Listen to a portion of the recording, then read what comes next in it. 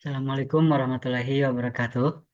Perkenalkan nama saya Bayu Pratama Ramdhani. Di sini saya akan menjelaskan tentang jawaban ataupun program dari soal UAS kecerdasan komputasional. Sebelumnya izin Ibu untuk saya minta maaf terlebih dahulu karena sebelumnya saya tidak sempat untuk mengumpulkan tugasnya. Oleh karena itu, saya izin untuk sekarang saya ingin mencoba untuk mempresentasikan semua opsi yang tertera di soal UAS, yaitu dimulai dari ANN, Artificial Neural Network. Di sini adalah studi kasus yang saya ambil, yaitu prediksi pembelian produk online. Di sini input datanya ada umur, pendapatan bulanan, frekuensi belanja online, lalu ketersediaan diskon. Nanti outputnya ada dua, yaitu jika satu itu akan membeli, jika nol itu tidak akan membeli.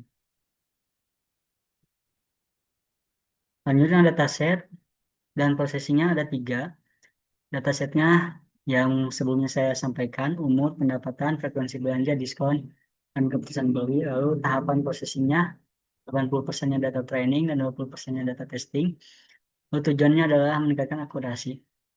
Di samping ini, saya menggunakan Google Colab sebagai tempat untuk merunning kode saya. Lalu arsitekturnya seperti ini, 4 neuron, dan layarnya ada 8. Layar 2-nya ada 4, output layarnya ada 1. Nah, kita langsung saja setelah ini kita run ya, karena untuk materi ini nanti setelah run akan saya ulas kembali. Di sini yang pertama kita run terlebih dahulu kebutuhan kita di sini. Nanti tensor kita run di sini. Kita menunggu. Nah, sudah ada checklist di sini. Kita run lagi. Ini adalah dataset kita. Ada umur, pendapatan, frekuensi belanja, diskon, beli. Lalu selanjutnya kita run. Selanjutnya lanjut.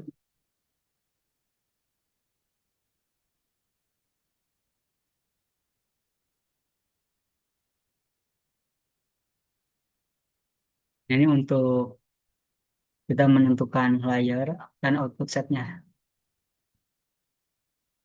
Ini kita melatih modelnya. Ini kita batch-nya berapa, validasinya bagaimana, dan epoch-nya berapa. Ini saya setel untuk epoch-nya 100. Nah, sudah. Lalu kita print. Sekarang kita running. Di sini kita akan memprediksi, kita akan masukkan umurnya itu 20, pendapatannya dalam satuan juta di sini, misalkan 5 juta. Nah, kalau yang saya prediksi, ini yang sangat mempengaruhi ini letaknya di sini, yaitu frekuensi belanja per bulan. Karena kenapa? Mari kita lihat. Ketika kita masukkan frekuensi belanja per bulannya itu tidak menjauhi dari pendapatan, ya. Misalkan kita katakanlah ini 4. Lalu ada diskon, kita katakan diskonnya tidak ada. Nanti hasilnya itu orang yang dengan inputan ini itu diprediksi akan membeli. Oh, ini prediksinya keluar akan membeli. Tapi kita coba lihat jika pendapatannya kita naikkan 10 kali lipat.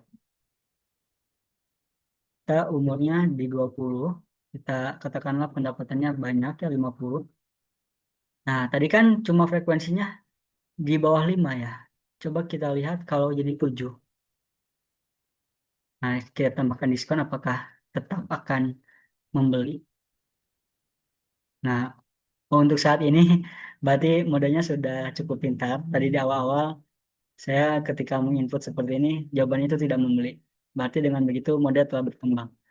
Tapi mungkin saya ingin sekali lagi menunjukkan jika umurnya 20, lalu pendapatannya 100 juta, frekuensi belanjanya misalkan 3, lalu tidak ada diskon, Tuh, ini muncul tidak membeli. Ya, meskipun pendapatannya 100 juta, tapi frekuensinya cuma 3, seperti itu. Nah, jadi nanti kesimpulannya itu, ANN mampu mengambil keputusan otomatis. Mode bekerja tanpa aturan manual, cocok diterapkan pada sistem e-commerce dan bisnis digital. Karena kenapa? Karena dengan dijalankannya sistem ini, kita terhindar dari subjektivitas. Seperti itu. Nah, untuk keputusan mungkin ya tadi belum saya jelaskan juga. Ini probabilitasnya, kita katakan membeli itu ketika nilainya 0,5 ke atas. Dan sebaliknya jika tidak membeli, itu nilainya berarti 0,5 ke bawah.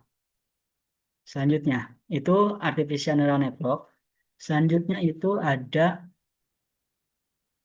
evolutionary computing atau lebih tepatnya gitu.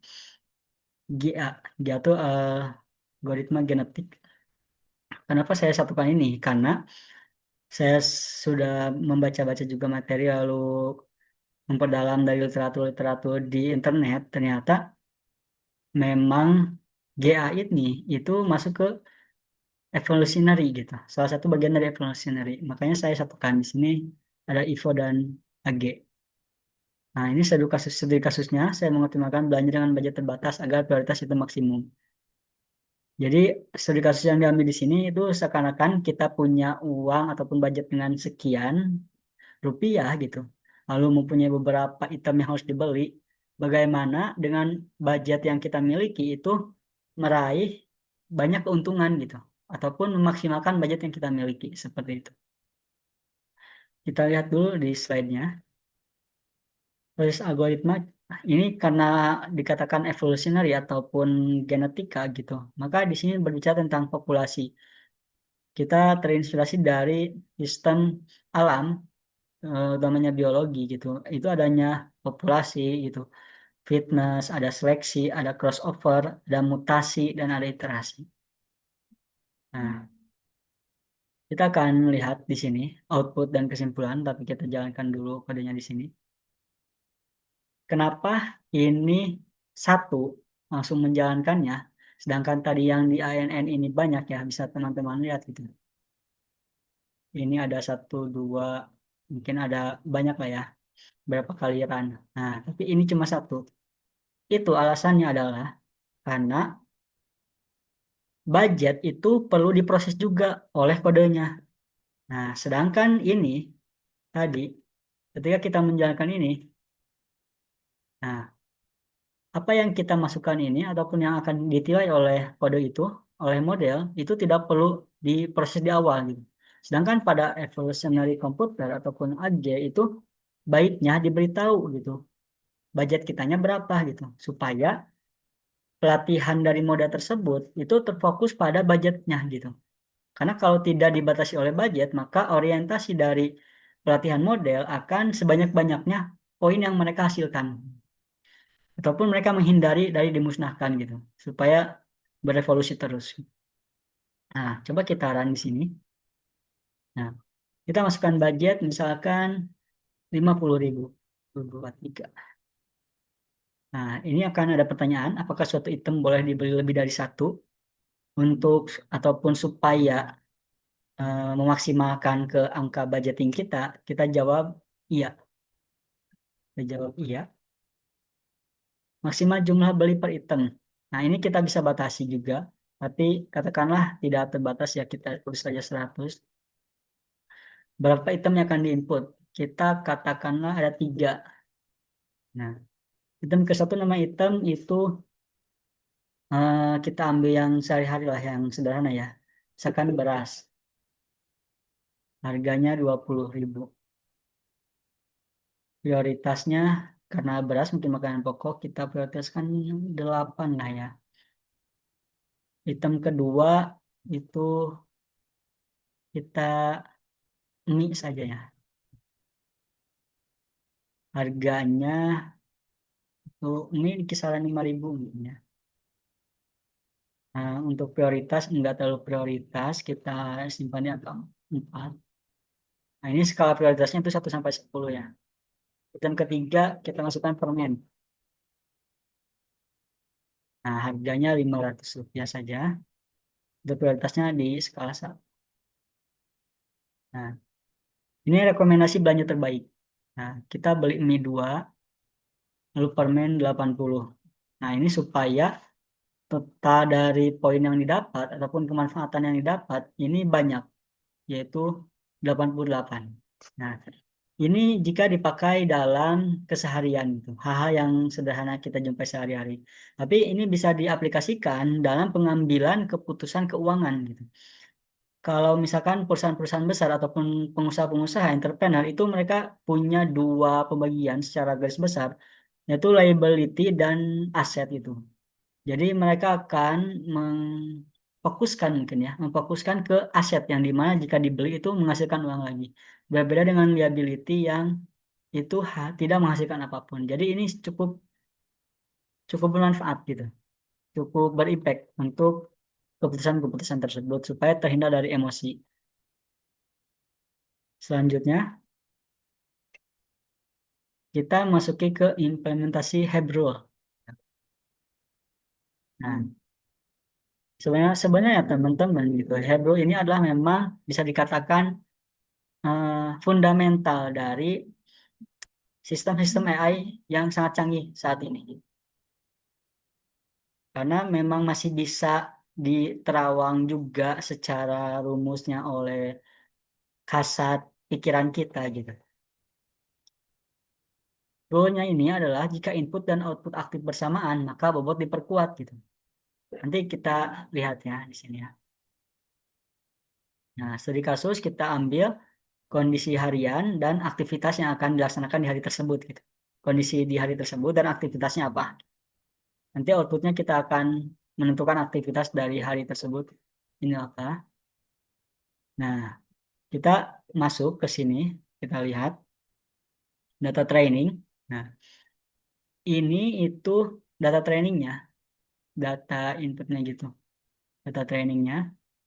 Dan ini adalah outputnya nanti antara olahraga, membaca, pergi ke kantor ataupun nonton. Kita instalasi bobot dan di train dulu Hebrew-nya berdasarkan pada ini. Nah, ini nanti akan muncul yang perlu diinput. Nah, setelah itu akan memprediksi inputan kita ataupun yang kita masukkan. Nanti akan tampilkan skor tiap aktivitas. Kita coba run saja langsung.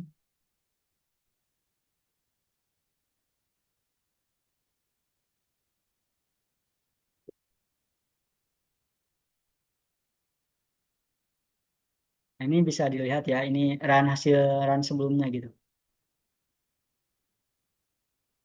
Takutnya lama loading sambil saya jelaskan juga. Bobot setelah training. Nah, ini adalah hasil dari training ini, teman-teman. Hasilnya seperti ini. Ini mungkin supaya bisa dipahami oleh teman-teman, itu bisa dipelajari dari aljabar ya. Nah, bukan muncul. Masukkan kondisi hari ini. Masukkan kondisi harian, maaf. Pagi hari, iya atau tidak. Kita masukkan satu sebenarnya iya. Cuaca cerah, kita katakan nol. Sedang di rumah, katakan iya. Sedang santai, katakan tidak. Nah, kita direkomendasikan itu melakukan olahraga. Nah, skor tiap aktivitasnya seperti ini. Olahraga 2, membaca 2, pergi kantor 1, nonton 1. Nah, kenapa direkomendasikan yang olahraga gitu? Padahal sama skornya dengan membaca. Nah, sistem ini gitu masih perlu ditingkatkan karena ini masih memunculkan yang paling awal gitu. Jadi kalau memang ini yang kita tulisnya membaca di awal, pasti yang dimunculkan di sini adalah membaca. Itu yang perlu ditingkatkan dari sistem ini. Nah, ini training Hebrew ini.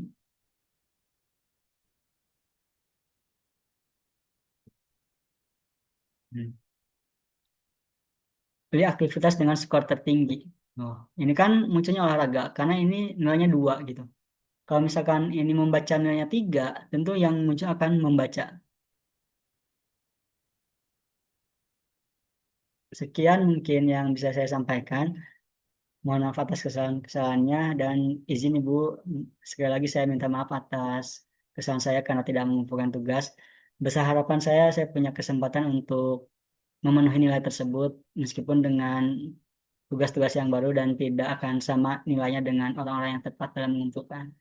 Sekian, terima kasih. Saya Bayu Pratama Ramdhani. Wassalamualaikum warahmatullahi wabarakatuh.